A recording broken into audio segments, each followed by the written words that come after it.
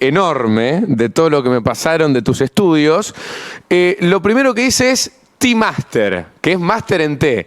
Yo calculo que tiene que ver un poco con todo lo que tiene que ver con el té, con las yerbas y demás. Diego, querido, bienvenido a Santa Siesta. ¿Cómo estás? Hola chicos, ¿cómo les va? Buenas tardes, un placer estar con ustedes. ¿Cómo andan? 10 puntos, muchas gracias por tu tiempo. Bueno, ahí ya vemos que experto en yerba sos porque atrás tenés todo tipo de paquete, hermano. Me gusta la escenografía. Todo. Lo que quieran y más también. Che, quiero un poquito en la introducción que nos cuentes, porque yo veo que tenés un montón de estudios, se resume todo en Tea Master, ¿no? A ver, vamos por parte. He tenido la posibilidad de formarme en el exterior, en lo que tiene que ver con té. También me he capacitado aquí en el país y he tenido la fortuna de trabajar para empresas. Lo que ocurre en el país es que tenemos empresas que son a la vez tealeras y yerbateras. De hecho, lo podemos ver en la oferta comercial, presentaciones de yerba y también con sus presentaciones de té. Claro. El haber trabajado por alrededor de 10 años en algunas compañías, siempre como asesor externo, consultor, dando capacitaciones, bueno, me ha permitido conocer la realidad de la zona productora argentina, que es la misma para té y para yerba mate. ¿Y cómo está la situación hoy en la República Argentina con esa zona que principalmente se concentra, me vas a corregir si no, entre Misiones y Corrientes? Mirá, y te tomás un mate mientras tanto como nosotros, Diego querido. Así es, invito a la gente que pruebe prepararse, usar un mate de calabaza o de madera. En este caso yo estoy usando uno de algarrobo, que realmente Sí. la yerba sabe distinto. ¿Cómo? Reiterame, perdón, ¿algarrobo? Así es, de madera, mate de madera. Bien. Hay distintos materiales. ¿Cómo siempre está el se mate? Adentro, Mostrate la claro. montañita. ¿Tiene la montañita? ¿Cómo está esta hora? Por supuesto, se ve ahí. Un poquito más arriba. Levantalo un poquito. Ah, bueno, un Ahí albañil. está, directo. espectacular, sensacional. Ahí está. Yo tengo uno Tiene de todo madera. su truco, Tengo todo uno de su madera, pero secreto, no la se ve montañita. así. No, acá Camil tiene uno de madera. Nosotros acá, lamentablemente, la radio ha caído en esta cosa. Si se levanta el Martín Fierro, de aluminio son los mates estos, lamentablemente. Disculpanos, Diego, querido. ¿Vieron que ahora le ponen la bombilla abajo para que quede inclinada Ajá, y la eso empecé a montañita ver. no se Sí, caiga? Esto sí. es sin bombilla, esto es Ah. pulso puro. Muy La bien. miro a la yerba y ya queda la montañita hecha. Hermoso. Che, Diego, ahora sí nos metemos de lleno en tema. Te decía Dale. yo, sector principalmente lo focalizo en Misiones, Corrientes. ¿Cómo está todo este sector después de la apertura de las importaciones? Hablo del sector yerbatero, ¿no? Bien, en realidad Argentina tiene un problema estructural. A veces no es problema, es cómo se fue configurando desde mediados del siglo pasado la cadena productora. Entonces, ¿qué es lo que ha ocurrido? Tenemos muchos productores primarios, se le llama productor primario al chacra, en la jerga local es el colono, y el colono no le alcanza un solo cultivo, entonces normalmente tiene unas hectáreas para yerba, unas hectáreas para té, fruta, tabaco, porque no hay ningún cultivo que sea de todo el año, que le asegure ingresos permanentes, estables a lo largo de todo el año. Entonces, Entiendo. la yerba, digamos, es operativa a nivel del cultivo algunos meses al año, algunos meses no se puede, el té lo mismo, y así va cumpliendo lo que se llama la ronda anual, es decir, poder vender algo a quién, a una empresa que tenga la infraestructura para poder secar, deshidratar. Tanto la yerba como el té necesitan de un proceso bastante riguroso de deshidratación y de secado, con el atenuante que tiene que ser relativamente pronto del momento de la cosecha, si no la materia prima se echa a perder. Bien. Por ejemplo, la yerba no puede pasar más de 24 horas, como mucho, en un extremo, antes de que se eche a perder esa materia prima. Entonces hay una urgencia de cosechar y venderle a una empresa que se encargue del secado, que no son más de 150, 180. Ah, o sea, ese proceso es en un día, Diego. Es decir, yo corto y Exactamente. antes de un día ya la tengo que tener vendida, imagino yo Así de es. antemano, para tener todo ese proceso ya aceitado.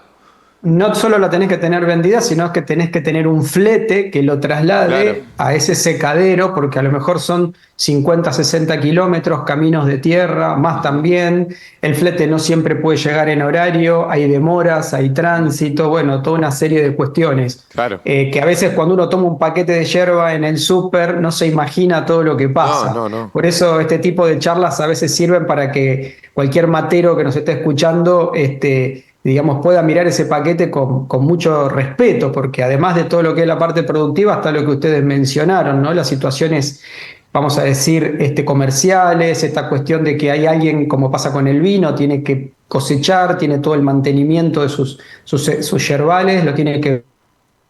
Y esto lo que vos mencionabas con la desregulación del precio de la yerba, hay una situación que es, bueno, cuánto vale, cuánto se paga. Hasta el año pasado esto estaba regulado, el precio del brote verde, como se llama el kilo, estaba regulado por el Instituto Nacional de la Yerba Mate, que tenía desde hace prácticamente 2 décadas, entre otras, esa función.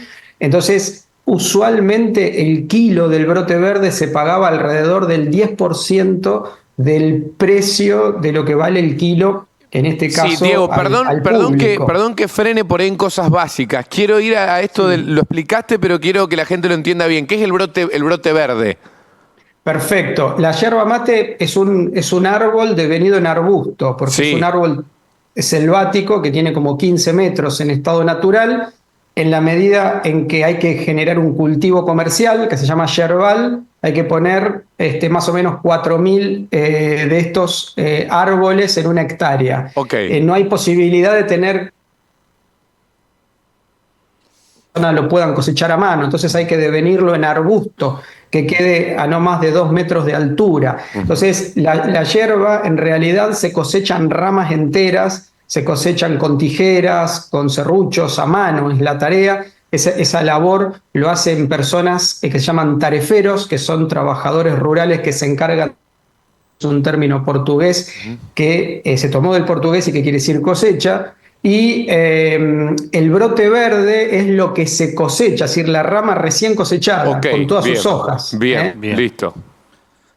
Diego, yo te quería preguntar, porque estábamos hablando de lo que tiene que ver con la apertura de importaciones y la posibilidad de modificar de alguna manera y que el precio de la yerba baje, pero no es la única medida que tomó el gobierno nacional. Y después había una limitación para poder cosechar, que esa limitación fue eliminada. ¿Qué impacto tiene? Entiendo que tenían hasta 5 hectáreas para poder producir y que eso se eliminó. Sí, digamos, habría que ver en qué enfoque vos lo ves a eso. Lo que sí ocurre también, que es otra cuestión que va tirando los precios para abajo, se han ampliado la cantidad de hectáreas. Entonces, Ajá. hoy estamos en alrededor, históricamente estábamos en 180.000. Perdón, ¿alrededor de cuánto dijiste? pues se Pues cortó. se cortó justo un poquito. ¿Alrededor de cuánto dijiste? Hoy tenemos 210.000 hectáreas Ok. productivas en el territorio nacional. Entonces, si hay más hectáreas, quiere decir brote verde. Esto era el punto que quería cerrar antes. Y si hay más brote verde, hay más cantidad de kilos. Si hay más cantidad de kilos, a ese productor también, por una cuestión de oferta de productos, si hay más oferta, se le va a pagar menos porque la capacidad de los secaderos es la misma. Claro. Entonces, para tomar una idea, ese brote verde de hojas, necesitas 3 kilos 300 para producir 1 kilo de yerba terminada. Claro. Entonces hay toda una labor, hay descartes, hay tallos, partes del tallo grueso que no se utilizan porque no son operativos. Digamos, tiene toda una complejidad. Y que bueno, hay ahí como una tirantez que claramente generó, porque vos tenés una materia prima muy perecedera. Entonces se genera esto de que, bueno, digamos, si alguien decide posponer el pago o la oferta, bueno, entonces ese que tiene un montón de kilos cosechados baja el precio para poder encontrar un comprador. Antes esto no se podía, ahora queda librado al juego de la oferta y la demanda. Algunos dicen esto es como a la época de la década del 90 o principios de los años 2000. Es cierto que el sector productor o los productores primarios, los colonos, habían encontrado esta estabilidad, habiendo un ente regulador, esto les daba una tranquilidad.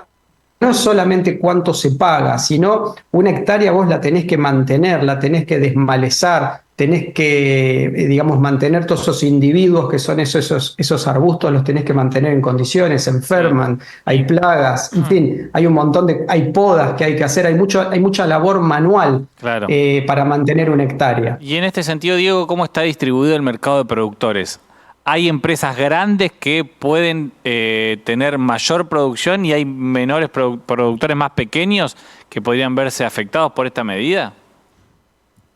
Sí, lo que a veces ocurre es lo siguiente, todos terminan dependiendo en mayor o menor medida del pequeño productor. El pequeño productor no tiene secadero, lo tiene que vender a una empresa más grande, pero las empresas grandes, la mayoría tienen sus propios yerbales, pero no les alcanza tampoco. Entonces tienen que comprar para la cantidad de producto que necesitan colocar en el mercado, tienen que su propia marca. Claro. Entonces, la situación tiene una complejidad que, vuelvo a reiterar, es una complejidad estructural. ¿Por qué? Porque vos tenés alrededor de 13, 14 mil colonos y tenés menos de 200 secaderos. Entonces, termina siendo un embudo. Están obligados no porque nadie los obligue, sino porque es una cuestión de que si no se te echa a Sí, a perder perder. ese brote verde, que es tu materia prima, lo que para un panadero es la harina, para un pastelero es la crema, bueno, para esta gente es el brote verde, ¿no? Para la elaboración de la yerba.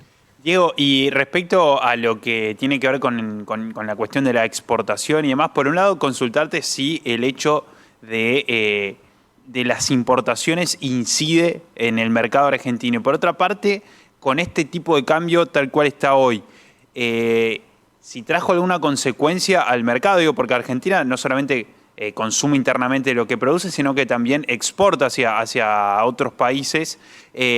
Nada, ¿cómo es esa situación, digamos? Bueno,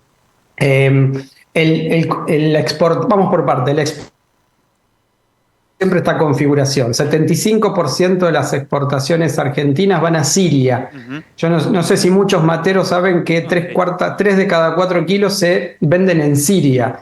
15% en Chile, el resto se divide entre Estados Unidos, España, es decir, países que hay una gran cantidad de argentinos, ¿no?, que reclaman el producto.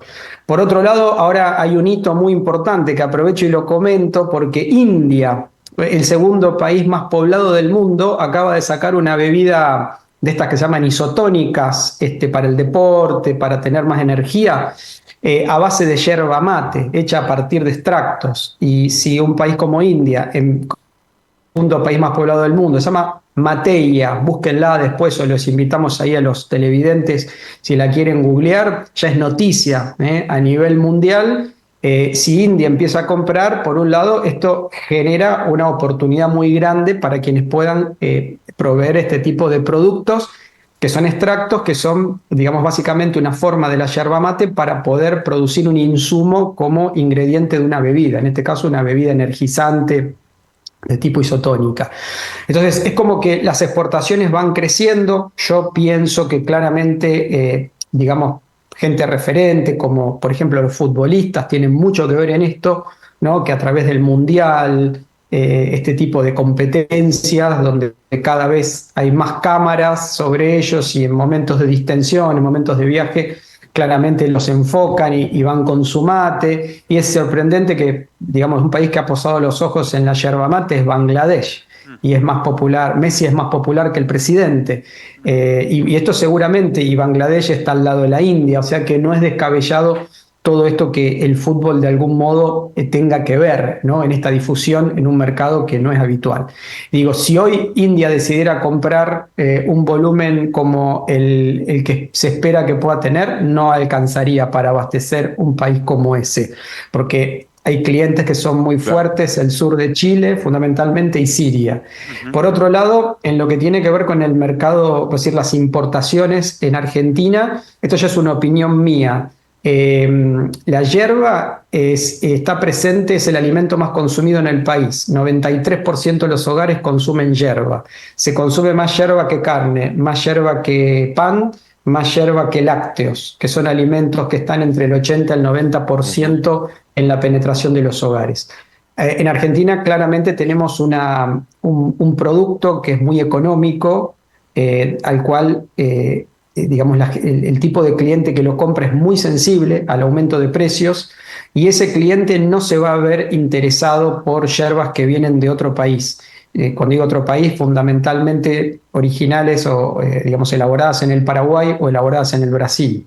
¿Por qué? Porque aunque sean productos que son masivos en aquellos países, ya llegan aquí con un precio que no está en la esfera de lo posible Claro. para, vamos a decir, el cliente masivo, aquel que de repente va a un súper o un almacén y compra la yerba por el precio. No nos tenemos que olvidar de esto.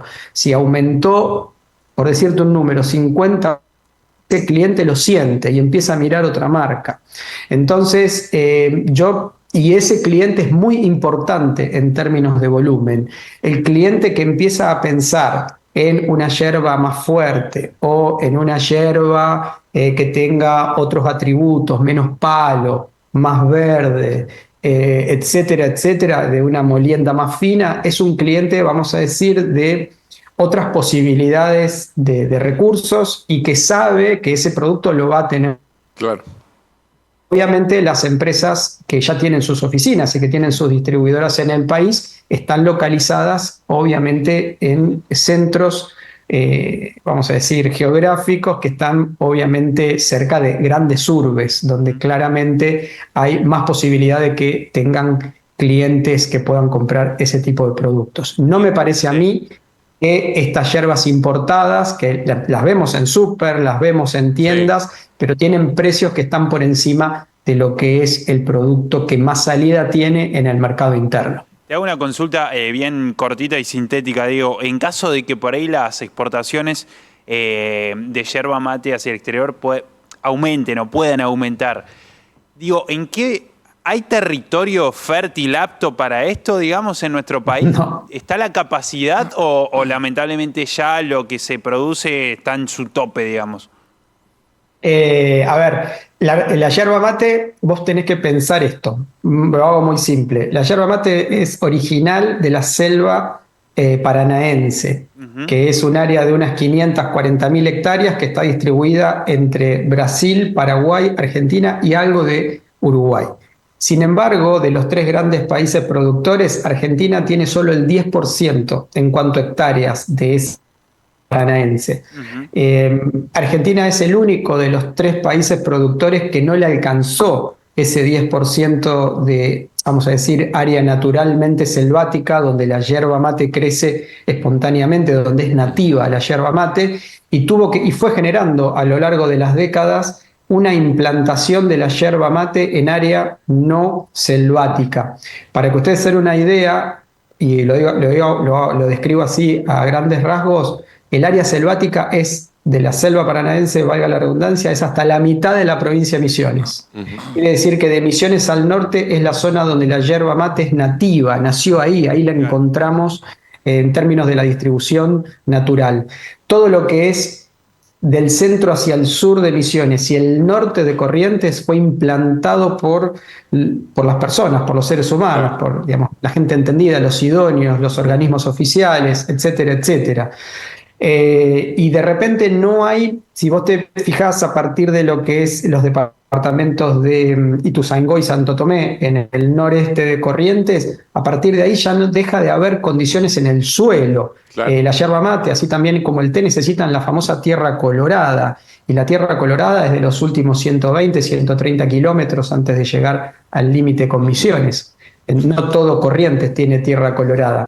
Y eso significa que son suelos ferrosos, con mucho hierro, entre otras cosas, que son necesarios, vitales para el desarrollo, digamos, de este arbusto. Entonces, a mi modesto entender, no hay más espacio. Claro, claro, sí. No es que para hacer esta bebida, entonces, en la India, en caso de que sea un éxito, no sé de qué nos vamos a disfrazar para exportarle yerba, Diego. La verdad que sí, la conclusión es muy adecuada, muy acertada. Diego, querido, la verdad que seguramente vamos a coordinar otra charla con vos, pero para meternos más en otras curiosidades de la yerba, del mate y demás, me parece que estaría bastante interesante. Sí, cortito nomás quiero saber cómo es ser director de la escuela. Claro. de yerba argentina? Bueno, es un gran placer, lo digo rápido, nosotros a lo largo de los últimos 4 años empezamos a explorar capacitaciones por una situación muy sencilla. Vos sabés que muy probablemente a partir de la crisis, la pandemia y otro tipo de cuestiones, mucha gente empezó a revender yerba o a, digamos, a instalar una tienda de venta de mates, bombillas. La creatividad, la inventiva, la búsqueda, ¿no?, de los argentinos de generar probablemente otros ingresos, también la pasión de otros. Hoy han proliferado los matebares, los mate shops, las boutiques de mate, las tiendas de mate, tienen nombres de lo más variado y hay en toda la Argentina. Esto la verdad que va de norte a sur, de este a oeste. Y la situación que nos trajeron muchísimas personas como inquietudes, yo me puse a vender mate, me puse a vender yerba y no sé cómo venderlo. No sé las preguntas que me hacen mis clientes, responderlas. Entonces, ¿cómo puedo asesorar a un cliente que consume, por ejemplo, tal marca? Dentro de lo que yo tengo, no vendo esa marca que está en el súper. Entonces, a partir de ahí desarrollamos nuestras primeras capacitaciones hace 4 años, junto con una universidad muy importante en el país. Y en mayo de este año, recién ahora, dijimos vamos a darle este cariz como Escuela Argentina de Yerba Mate, volcando toda la experiencia de los últimos 4 años y organizando capacitaciones para que pueda haber más emprendedores llevando a cabo esta función, esta labor, con solvencia, con una base conceptual y obviamente fortaleciendo su convicción. Y también potenciando la industria del servicio. Yo fui descubriendo también que hay muchos hoteles en la República Argentina que reciben turismo extranjero, hay hoteles que ya tienen su propia marca de yerba, hay, digamos, actores del servicio como sommeliers y demás que organizan catas para que los turistas extranjeros degusten yerba, aprendan a catar la yerba y empiecen a descubrir qué tipo de paladares suelen ser de su agrado. Es enorme el potencial que tiene y también para los locales, ¿no? Descubrir, no sé, hay mucha gente que no conoce lo que es la yerba de campo, la yerba de monte,